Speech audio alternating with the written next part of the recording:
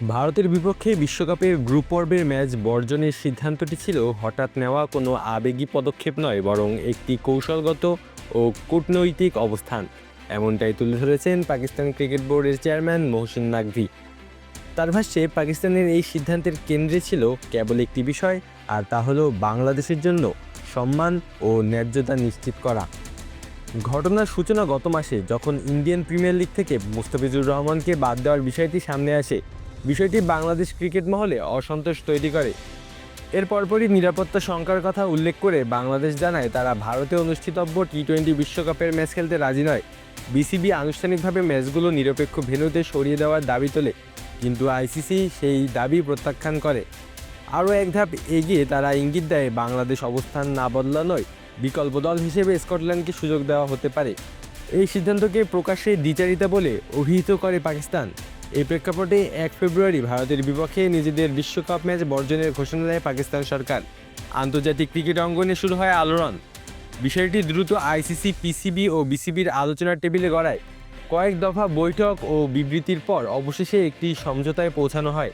আইসিসির আনুষ্ঠানিক বিবৃতিতে জানানো হয়, ভারতে ম্যাচ খেলতে অস্বীকৃতি জানানোয় বাংলাদেশকে কোনো শাস্তির মুখে পড়তে হবে না। পাশাপাশি 2028 থেকে 2031 সালের মধ্যে বাংলাদেশকে একটি আইসিসি ইভেন্ট আয়োজনের সুযোগ দেওয়ার আশ্বাস দেওয়া হয়। অর্থাৎ বাংলাদেশকে কেবল শাস্তি থেকে অব্যাহতি নয়, ভবিষ্যৎ আয়োজক হিসেবেও স্বীকৃতি দেওয়া হয়। পেশোয়ারে সাংবাদিকদের মুখোমুখি হয়ে মহসিন নাকভি বলেন, আলোচনায় পাকিস্তানের পক্ষ থেকে বাংলাদেশ ছাড়া আর কোনো শর্ত ছিল না। তাদের একমাত্র লক্ষ্য ছিল বাংলাদেশের প্রতি হওয়া অন্যায় সংশোধন করা এবং তাদের জন্য সম্মান আদায় করা। তিনি দাবি করেন, বাংলাদেশ যে দাবি তুলেছিল শেষ পর্যন্ত সেগুলোই গৃহীত হয়েছে। পাকিস্তানের নিজস্ব কোনো আলাদা স্বার্থ এই আলোচনায় ছিল না বলেও জোর দিয়ে জানান তিনি। সরকারও একই অবস্থান থেকে বয়কটের সিদ্ধান্ত নিয়েছিল বলে উল্লেখ করেন নাকভি।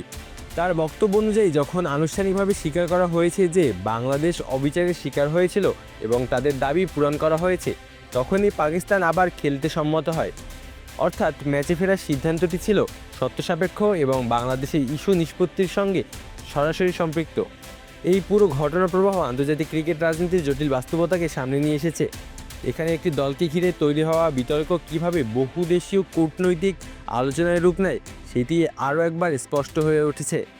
মাঠের পারফরমেন্সের বাইরেও ক্রিকেটে যে বোর্ড রাজনীতি, নীতি নির্ধারণ এবং পারস্পরিক সম্পর্ক কতটা গুরুত্বপূর্ণ ভূমিকা রাখে, সাম্প্রতিক এই অচলাবস্থা তারই প্রতিফলন। বাংলাদেশের অবস্থান ছিল পুরো সংকটের কেন্দ্রবিন্দুতে, আর পাকিস্তান নিজেদের সিদ্ধান্তকে উপস্থাপন করেছে সেই অবস্থানকে সমর্থন ও সম্মান জানানোর প্রয়াস হিসেবে। আলো আসি তালুকদার, অন ফিল্ড।